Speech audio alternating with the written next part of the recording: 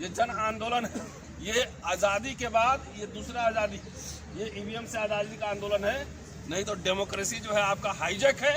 आपको आपकी वोट की जरूरत नहीं है, मशीन से वोट ले लेगा, सरकार बना लेगा, आप जनता की कुटाई भी करेगा।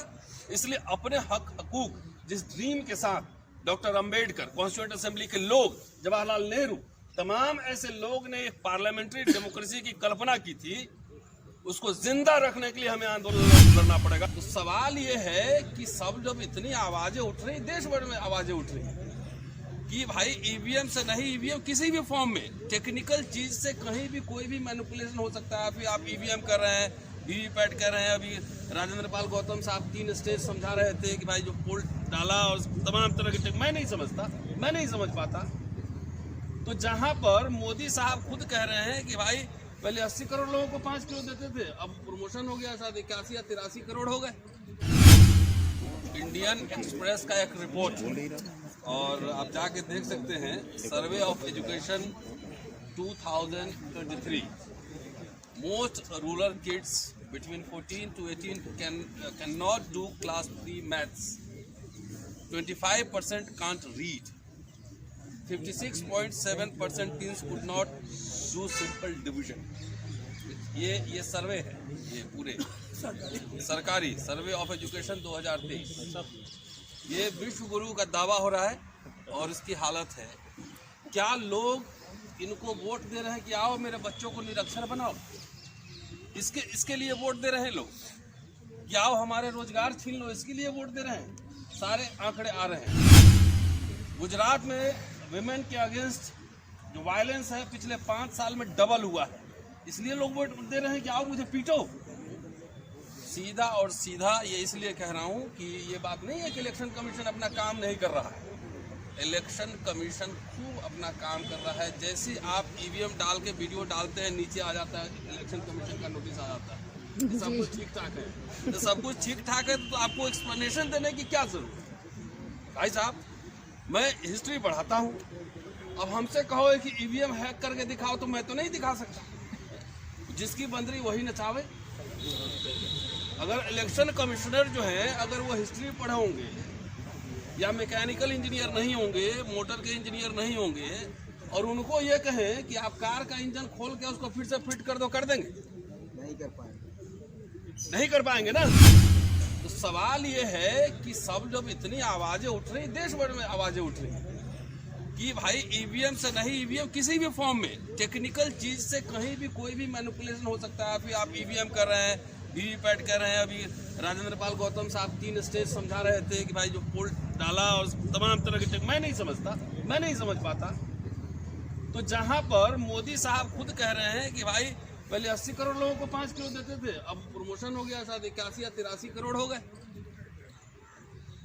जहां पे एजुकेशन की ये हालत है, जहां मैं बैठ के कह रहा हूं कि मैं टेक्निकल बातें नहीं समझ सकता, तो वहां पर जो 40% से ज्यादा बिलो पॉवर्टी लाइन पॉपुलेशन है, जहां पे लिटरेसी का रेट इतना खराब है, एजुकेशन के आंकड़े मैं ही बता रहा हूं, वहां पे टिंटेड एकदम डार्क वाला आप लगा के मशीन में डार्क वाला लगा के कह रहे हो कि 7 सेकंड में अपना वोट चेक कर लो। ये भारत अगर सबसे बड़ी लोकशाही है तो ये दुनिया के सबसे बड़ी डकैती है। और मैं तो सीधा और सीधा पहले इलेक्शन कमीशन ही संवैधानिक संस्था है, संवैधानिक संस्था को संवैधानिक तरीके से काम करना चाहिए। इलेक्शन कमीशन को क्या दिलचस्पी है बार बार वो एक्सप्लेनेशन देने की, और बार बार ये क्या दिलचस्पी आ रही है? साथियों, सीधा और सीधा हेराफेरी है। और नहीं तो कोई दुनिया की कोई ऐसी सरकार इतना कॉन्फिडेंट नहीं हो सकती है जहां पे मजदूर परेशान है, किसान परेशान है, छात्र नौजवान परेशान है, खिलाड़ी परेशान है, सब परेशान है। तभी कह रहा है 400 पार। तो इलेक्शन कमीशन की एक मर्यादा होती है। जब टीएन सेशन थे तो उस समय लगा कि इलेक्शन कमीशन कोई संस्था है, लेकिन आज तो ये लग रहा है कि सरकार के बिहाफ पे इलेक्शन कमीशन खुद ही काम कर रहा है। इलेक्शन कमीशन को ही चुनाव लड़ना है, ऐसा लग रहा है। साथियों, किसी भी कीमत पर, और देश में जितने बहुत सारे जगह से फोन हमें सब लोगों को आ रहे हैं। एक एक्शन प्रोग्राम आपका इन्होंने बता ही दिया है कि जितने सारे लोग इसमें आना चाहते हैं इस मोर्चे से जुड़े।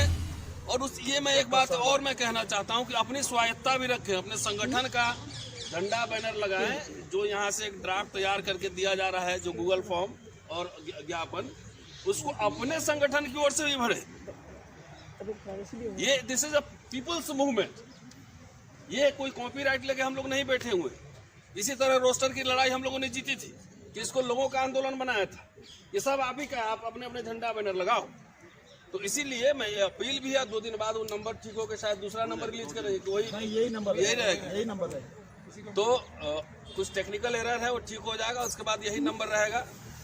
कि साथियों, इसलिए हर कीमत पर भाई सिंपल आप 3-4 स्टेज बता रहे हो, सिंपल मुझे पन्ना दो, मुझे उसमें दिख जाए कि कहाँ साइकिल है, कहाँ हाथी है, कहाँ हाथ है, मुहर मारेंगे, डब्बे में डालेंगे। इतनी सिंपल प्रक्रिया को आप इतना, आपका कोई भी आर्गुमेंट यहाँ पे चलेगा नहीं। क्या होगी? एफिशिएंसी। तो एफिशिएंसी का है, आप मान लो कि 30 दिसंबर को आप इलेक्शन कहीं एक वोट हुआ, पहला चरण, और 7वां चरण हुआ 28 जनवरी को, और रिजल्ट ला रहे हैं 7 फरवरी को, तो कितना 37 दिन का।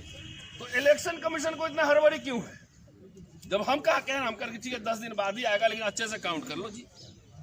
जब लोगों ने कहीं मेमोरेंडम दिया है कि हम लोग को हड़बड़ी है कि आज काउंट करके बताओ, तो ये तानाशाही इलेक्शन कमीशन की है, और वो भी सरकार के इशारे पर। सरकार के इशारे पे कोई इनका आर्गुमेंट चल नहीं रहा है, न टाइम बच रहा है, न पैसा बच रहा है। इतने मशीन पे मशीन बने जा रहे हैं, और लाखों इंजीनियर इसमें इन्वॉल्व होते हैं, 543 नहीं, हजारों की संख्या में इन्वॉल्व होंगे। So let's make it a people's movement.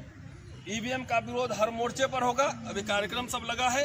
इसके अलावा पॉलिटिकल पार्टी से भी हम लोग अनुरोध कर रहे हैं कि वो अपने मैनिफेस्टो में डालें और चुनावी इसको बनाएं। ये जन आंदोलन है, ये आज़ादी के बाद ये दूसरा आज़ादी, ये ईवीएम से आज़ादी का आंदोलन है। नहीं तो डेमोक्रेसी जो है आपका हाईजैक है। आपको आपकी वोट की जरूरत नहीं है, मशीन से वोट ले लेगा, सरकार बना लेगा, आप जनता की कुटाई भी करेगा। इसलिए अपने हकूक, जिस ड्रीम के साथ डॉक्टर अंबेडकर, कॉन्स्टिट्यूएंट असेंबली के लोग, जवाहरलाल नेहरू, तमाम ऐसे लोग ने एक पार्लियामेंट्री डेमोक्रेसी की कल्पना की थी, उसको जिंदा रखने के लिए हमें आंदोलन लड़ना पड़ेगा। मैं आपको ये भी याद दिलवा दूं कि इनका जो पेरेंट ऑर्गेनाइजेशन है आरएसएस, उस समय भी जब संविधान सभा बनी थी, जब संविधान बना था, लागू हुआ था, उस समय भी इन्होंने कहा था कि संविधान को हम नहीं मानते और मनुस्मृति हमारा संविधान है। वही लोग आज हुकूमत में है, वही लोग हुकूमत में है। पेगासस कहाँ गया?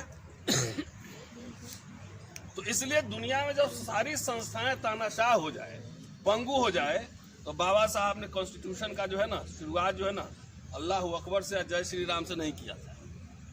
We the people of India, हम भारत के लोग।